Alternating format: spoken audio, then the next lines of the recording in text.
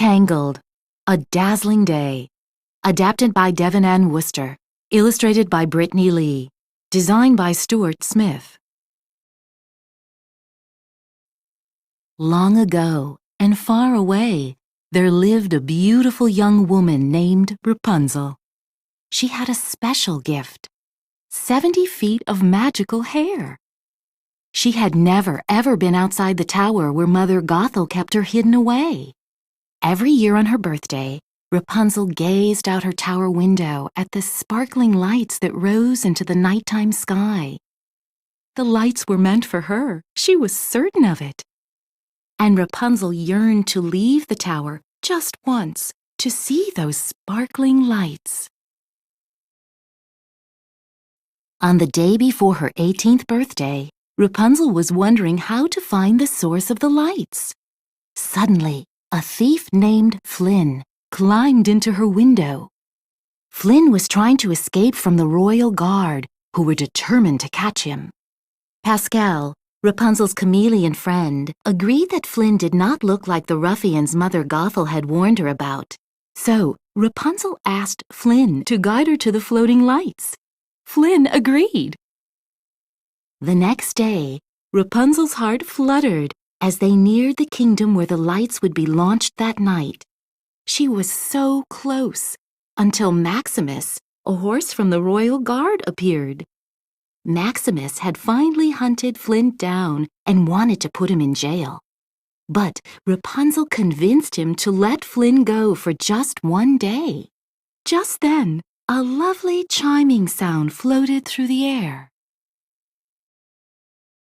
Following the sound, Rapunzel raced up a small hill and saw the kingdom. The chimes came from the kingdom's bells, ringing in the new day. Below the palace's peaked towers stood a village filled with thatched-roofed houses and inviting shops. Rapunzel felt more excited than ever.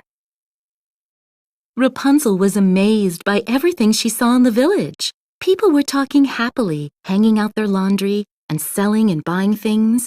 They were all preparing for that night's launching of the floating lanterns.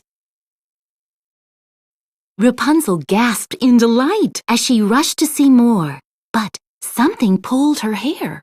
People were accidentally stepping on all 70 feet of it. Some little girls were braiding one another's hair nearby. When they saw Rapunzel approaching, their eyes lit up with delight. They had never braided such long hair before. When they were finished, Rapunzel walked away with a neat braid bundled down her back. Nothing could stop Rapunzel now. She just had to wait until nightfall for the lights to appear. In the meantime, she found lots of new things to do in the kingdom. In a village shop, she tried on a beautiful dress. Rapunzel shared pretty pink pastries with Flynn. She loved the way the sweet frosting glazed her lips and tickled her taste buds. She had never eaten anything this marvelous in her entire life. Rapunzel found a bookstore and explored every shelf. She pulled books down to the floor and studied them with Flynn. She eagerly read adventure stories and saw pictures of foreign lands, all sorts of things she had never known about. Rapunzel found people who were drawing beautiful, colorful pictures on the streets. Happily, she joined right in.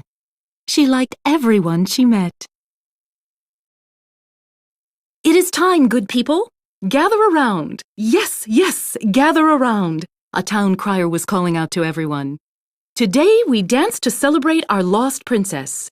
It is a dance of hope, in which partners start together, separate, and return to one another, just as our princess will return to us one day." But as the man spoke, Rapunzel found herself standing in front of a large mosaic of the king and the queen holding their baby.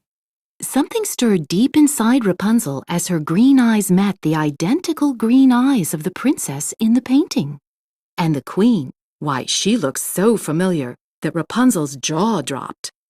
It was like looking in a mirror. Soon everyone began to dance. Rapunzel and Flynn looked at each other shyly. Then they grasped hands and joined in, staring only at each other as they came together and separated among the joyous crowd.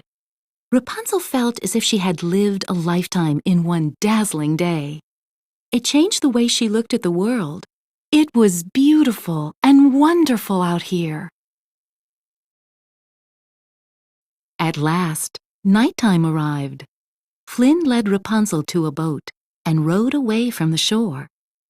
"What if it's not everything I dreamed it would be?" she asked. "It will be," Flynn reassured her. Darkness fell, and Rapunzel gazed in awe as thousands of colorful lanterns rose into the sky. It was her grandest dream come true. Flynn reached behind him and pulled out a surprise for Rapunzel. 2 lanterns! Together they launched them high into the air. Rapunzel's heart soared as the lights floated into the sky. It was the perfect end to a dazzling day, and all she could do was wonder what fantastic new discoveries were yet to come.